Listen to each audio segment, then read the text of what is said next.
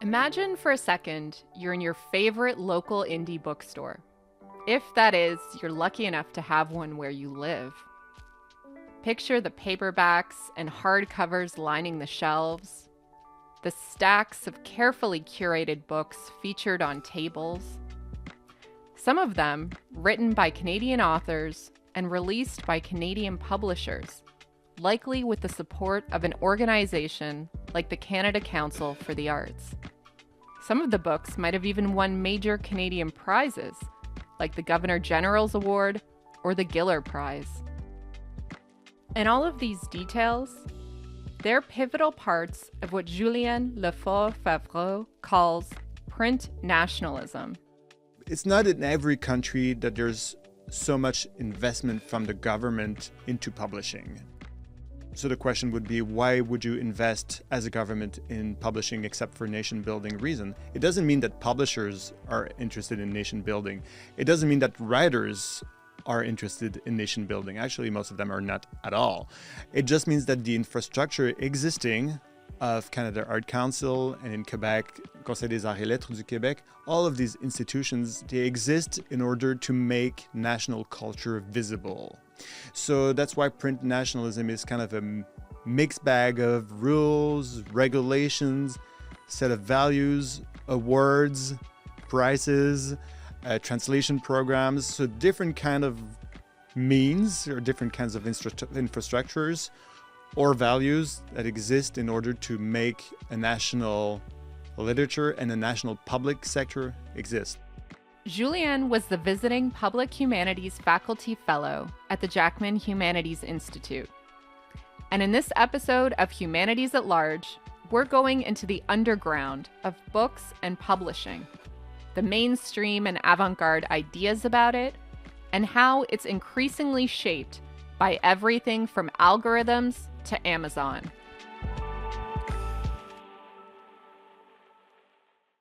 Julien says one of the main reasons we have print nationalism in Canada is because without it, there would be no such thing as Canadian publishing, because there's not enough readers in Canada to make the publishing sector sustainable without some kind of government intervention in terms of subsidies, grants.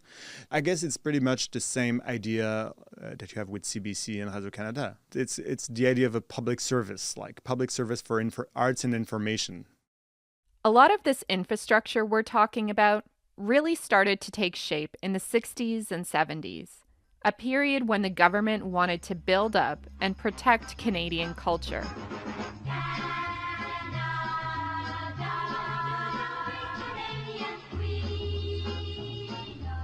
That's Canada, also known as the Centennial Song, recorded in 1967 and written by Bobby Gimby for the Centennial Commission. But a lot has changed since 1967. So I asked Julien how different economic policies, especially the shift towards neoliberalism, things like deregulation, austerity, and globalization, changed the book industry. He said although there's a scarcity of resources and governments aren't investing in the arts like they once did, if you look at the structure of the industry, it's pretty much the same. It's been pretty stable. But the book selling part is not. Like the independent book selling is in sharp decline in English Canada, and mostly because of Amazon. So I guess the most visible effect of neoliberalism for book publishing would be book selling.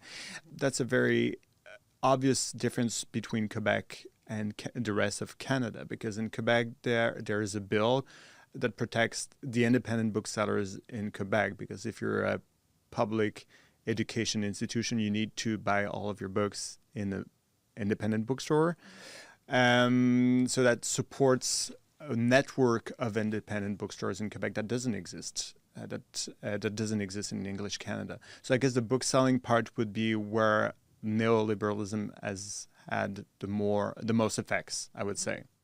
You mentioned sort of that in some ways there hasn't been a lot of changes, but then there is like a scarcity of resources. So I'm wondering about where the government fits into this. If the government is interested in sort of Canadian publishing and Canadian literature as a nation building experience, how would you sort of characterize the extent to which they've sort of protected or enforced the rules that are in place to protect this thing that they claim to want and need for Canadian culture?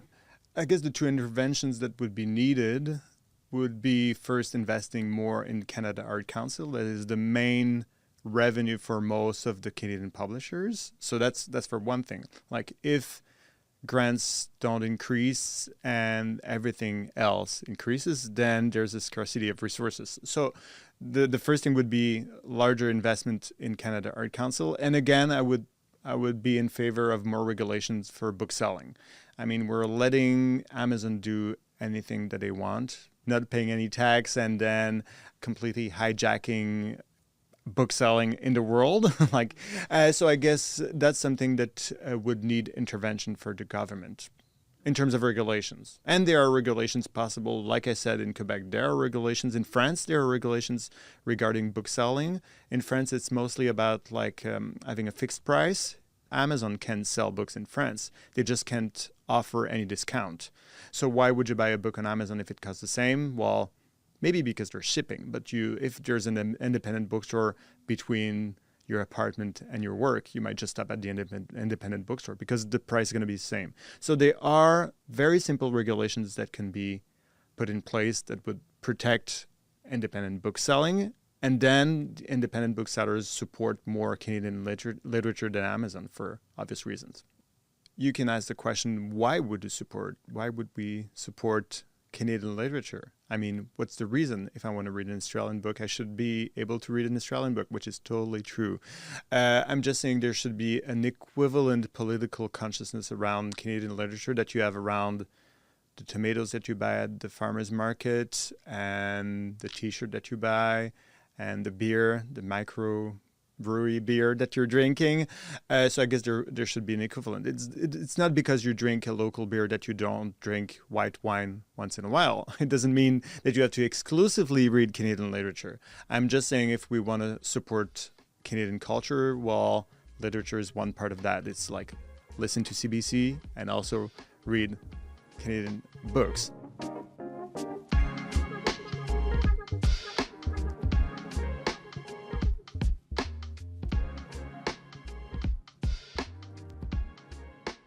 Thinking about the economics and the markets, I'm wondering about how that might shape what writers write or how they write. How do you think those two things intersect?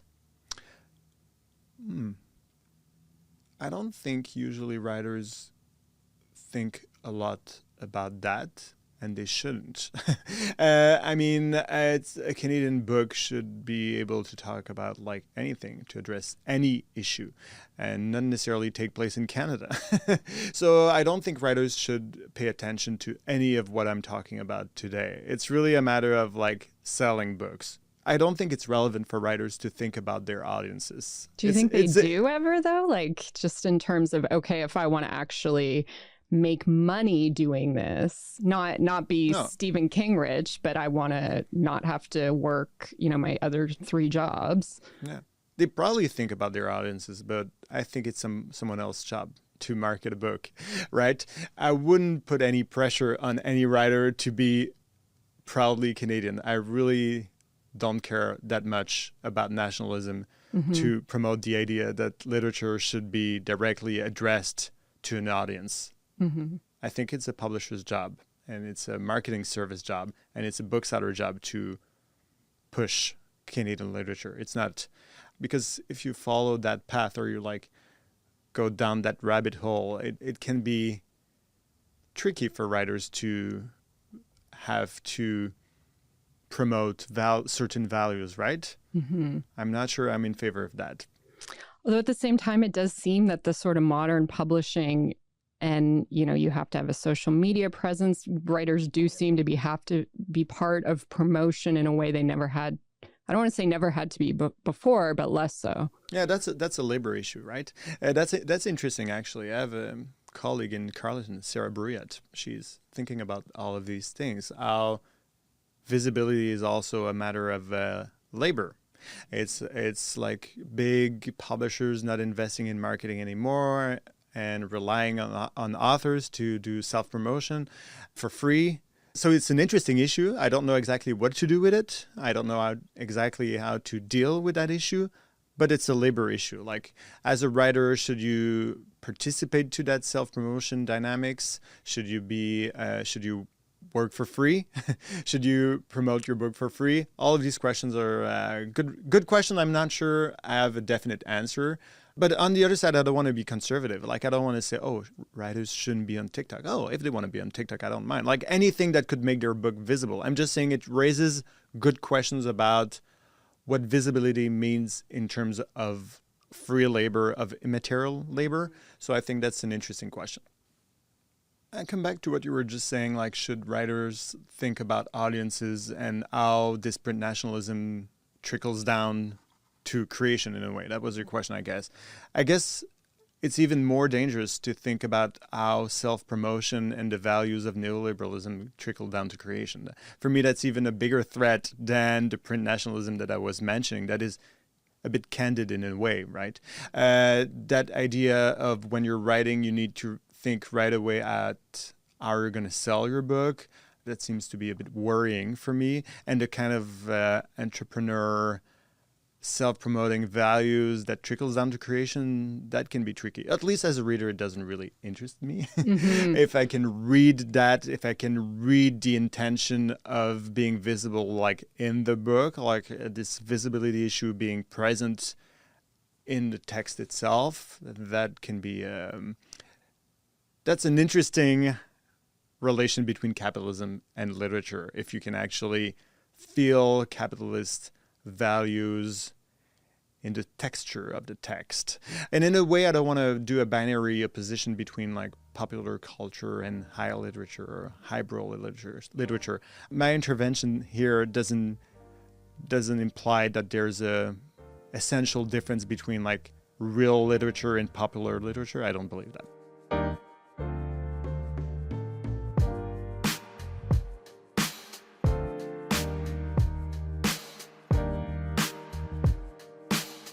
Earlier, you mentioned Amazon, and I think Amazon is an interesting company to start with because I wanted to talk about algorithms, AI, the data behind the digital sort of mechanisms of publishing ebooks, audiobooks, and Amazon touches, and I guess Amazon also touches on social media if we think about Goodreads, which they own, and they own Audible. And so how is Amazon sort of shaping? We were talking about the role of business and neoliberalism in terms of shaping creativity, but reading habits, like what readers are reading, how they're reading, how long they're reading.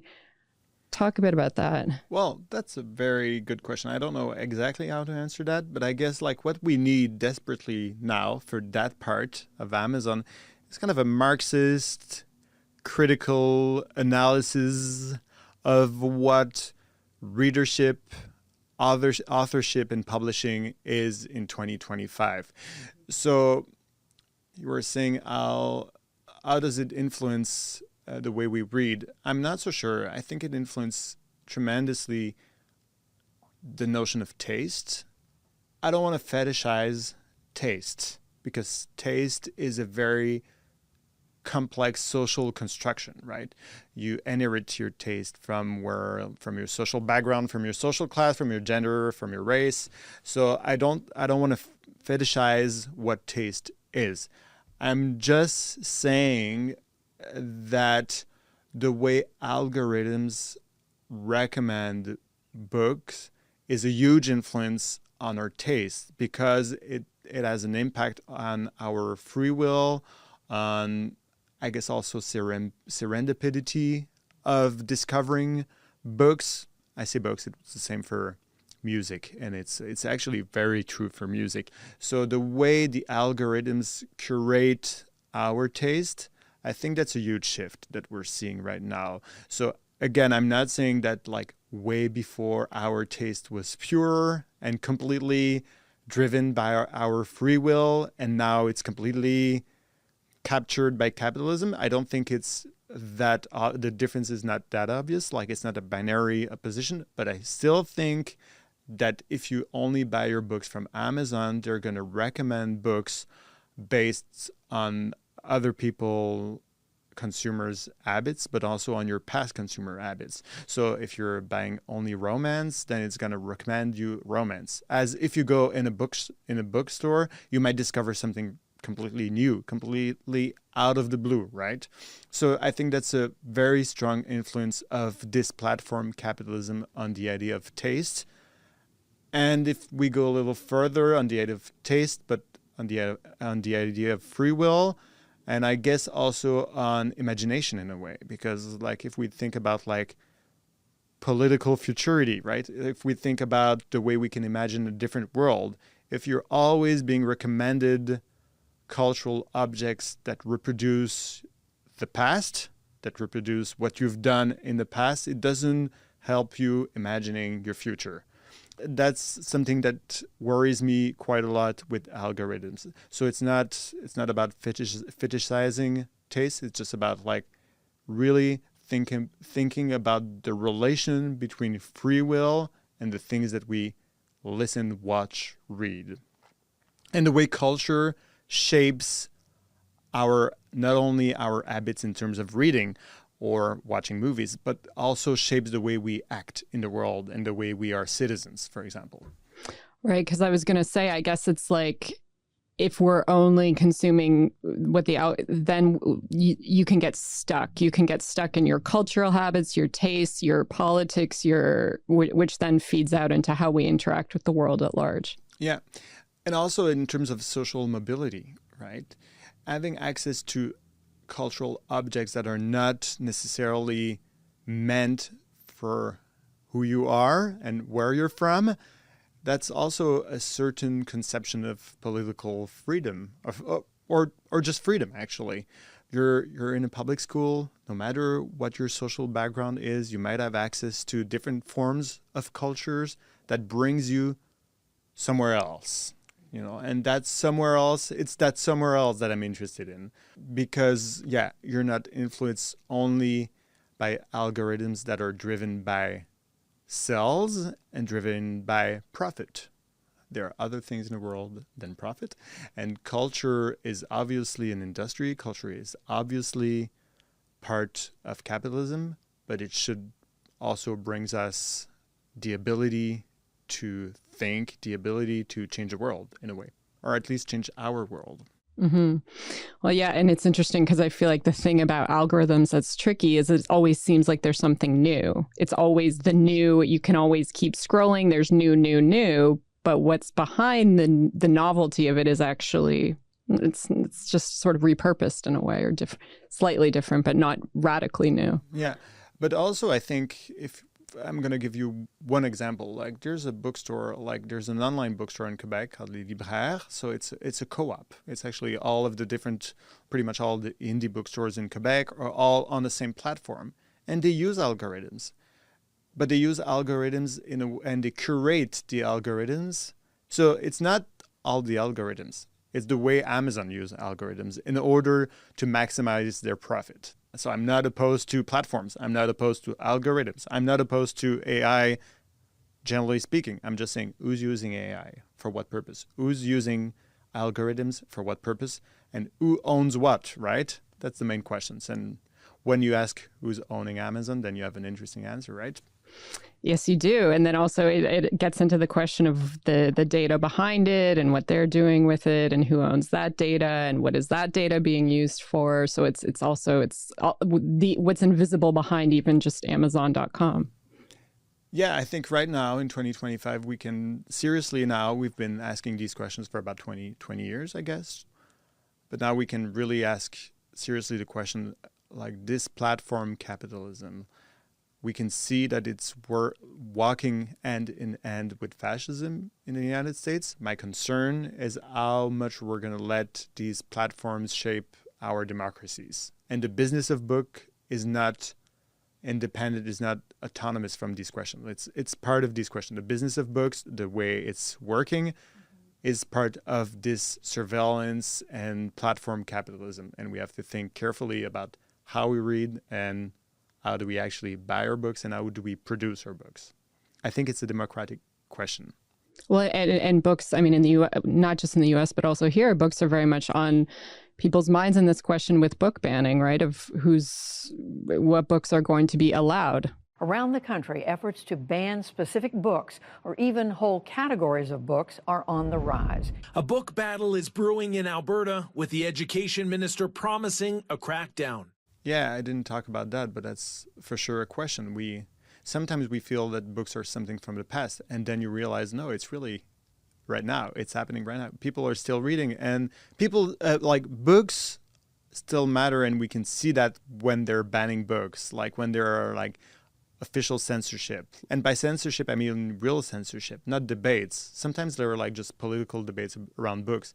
And some people are saying, well, that's censorship. I'm not sure. It's not always censorship. It's not because we're debating around a book that it's censorship. But what we see happening in the States is real censorship. It means, in a way, that books still matter.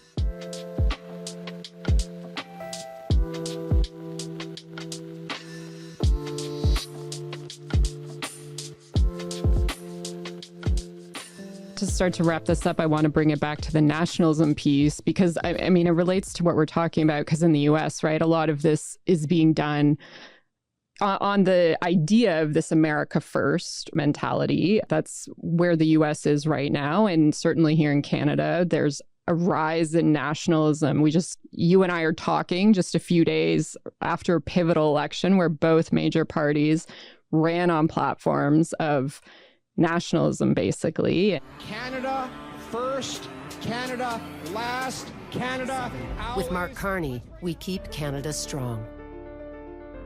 But in Canada, like you were saying earlier, not a lot of writers would say, I'm a nationalist and I'm for nationalism. And yet Canada has really, unlike a lot of other countries, wed nationalism to literature and it's an interesting sort of ironic relationship. Does it concern you that we've sort of done that? Like, is there warning signs with that? I don't really know how to answer that, because I'm from Quebec and I don't live in Quebec anymore. So I've been all of my life I've been exposed to contradictory nationalism, I would say, like in a way. So my relation to nationalism is very complex. I don't know if you remember, but just after September 11, Susan Sontag said something about the rise of nationalism in the States after 9/11. She said, let's not be stupid altogether, or something like that.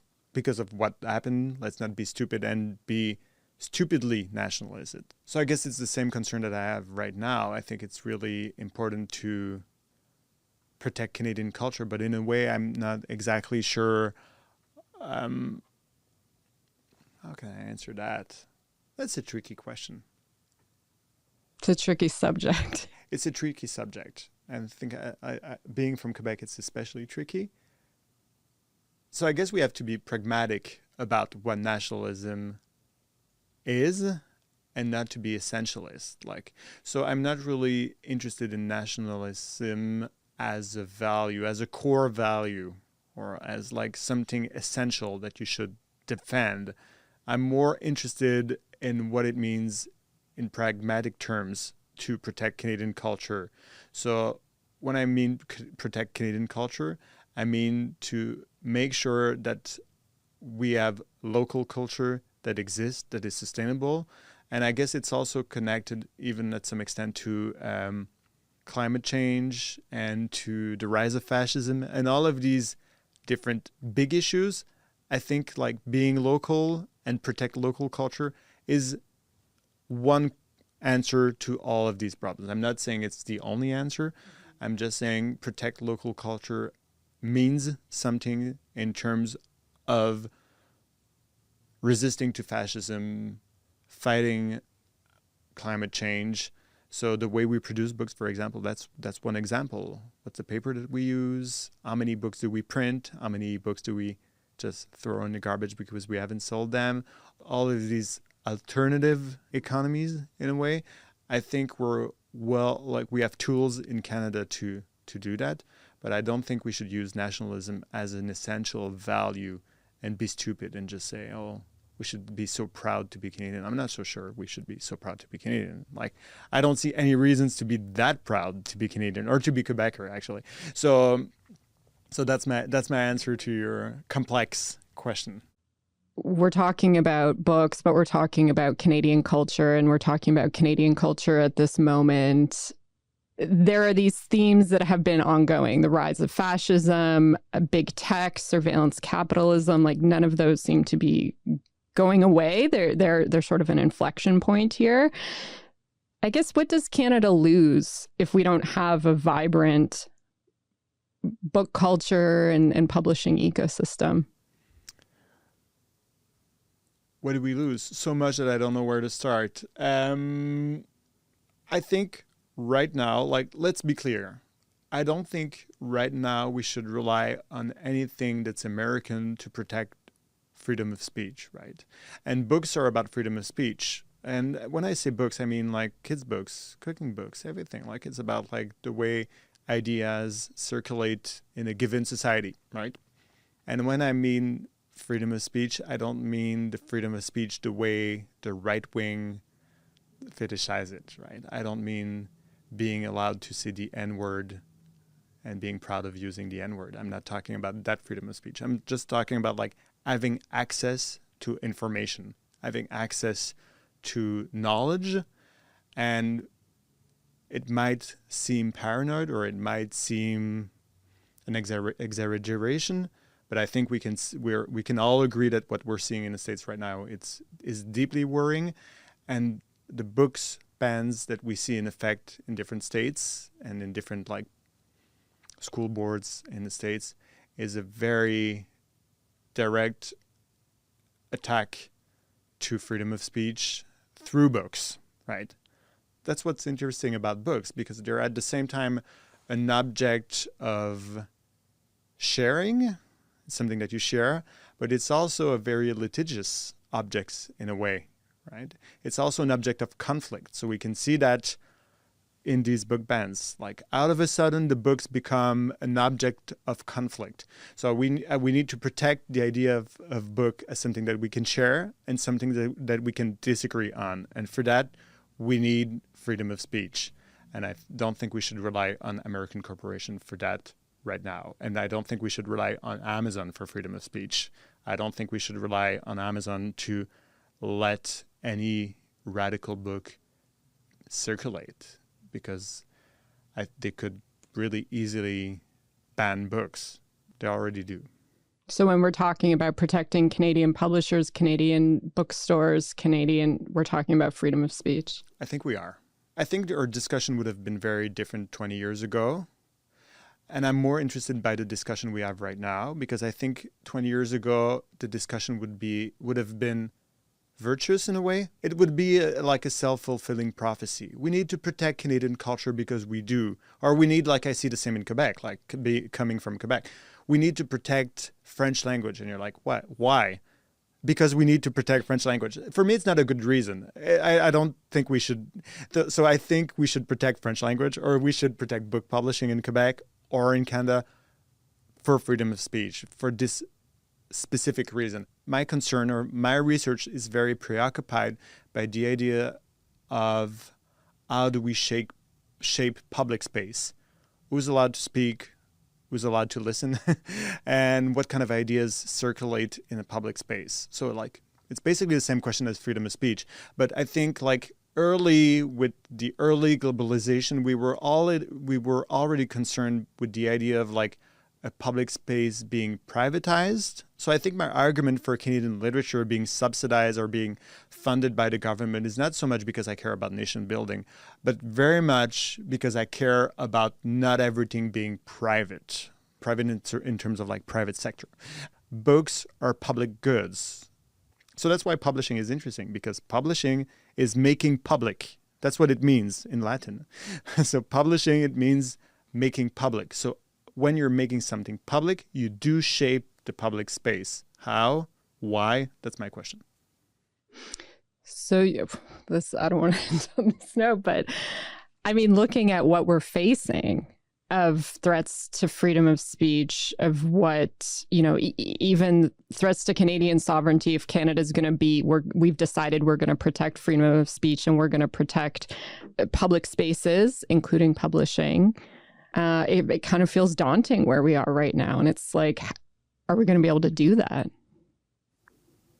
I see no reason why not. The world is a funny thing, right? It changes quickly. So I think we're in a very dark time. I agree. But I don't see any reasons things not to change.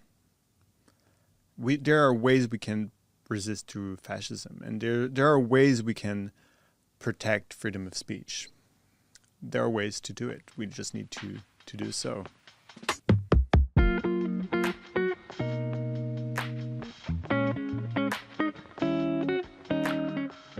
Julien Lefort-Favreau is Associate Professor in the Departments of French Studies and Cultural Studies at Queen's University. He was the 2024 to 2025 Visiting Public Humanities Faculty Fellow at the JHI. Earlier, you heard the song Canada, also known as the Centennial Song, recorded in 1967 and written by Bobby Gimby for the Centennial Commission. Humanities at Large is produced by the Jackman Humanities Institute at the University of Toronto. If you liked this conversation, be sure to share the episode with a friend or colleague, and don't forget to follow the show and leave us a 5-star review. I'm Melissa Gismondi, and I'll be back again in 2 weeks. Thanks for listening.